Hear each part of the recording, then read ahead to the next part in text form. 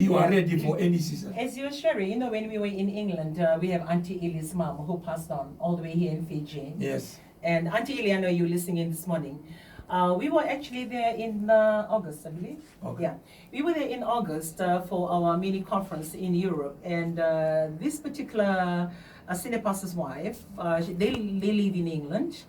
And, you know, she came in one morning and then she said, oh, Auntie Rai, last night my mom passed on. And, you know, like the kind of news you don't want to hear. And we were having a conference. So I looked at her and said, so when are you going down to Fiji? And said, oh, my passport is still out. I wouldn't be able to travel. And I prayed with her. And the next day I see her, yeah, she was looking, started going around. And I said, so now you're not going, what can we do to help? You know, how can we help you? And I want to share that with us today. She actually sat down, you know, looked at me in my eyes and she said, you know, I'm so grateful that when mom dies, she died last night, everything was prepared. We discussed things with her. She had money put aside for her casket. Because two of my sisters, they're there in the village. They're looking after her. And one is not working, but have a family.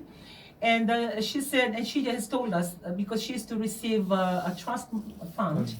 And she told all her daughters, because she doesn't have a son, told all her daughters to say that this money in the trust fund, because Auntie Ellie now lives in England and she's good and she's working there and have her family there. They all agree when the mother said that this money will go to the two. They live in Fiji.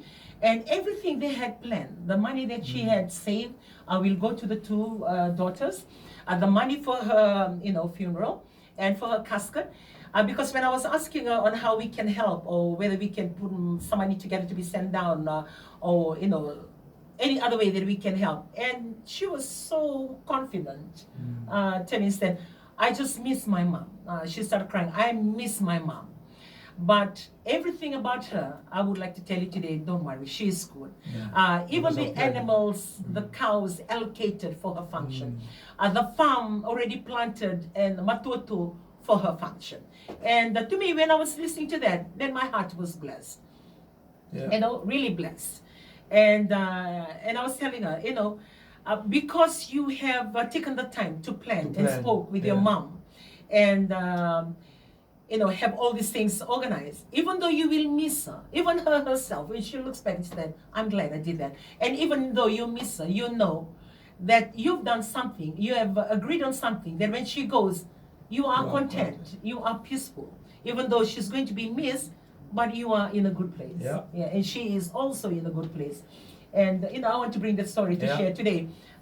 You know, that the awesomeness of just planning out. Yes. Like what I said, she never planned, and she said, I never planned that my mom is going to go at any time, but she went earlier than we thought.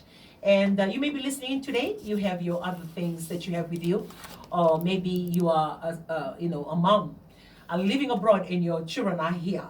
And then you begin to think those thoughts. If something happened to me here, what will happen? Well, this is a time to plan. Talk about it with your children. If something happened, what do you have?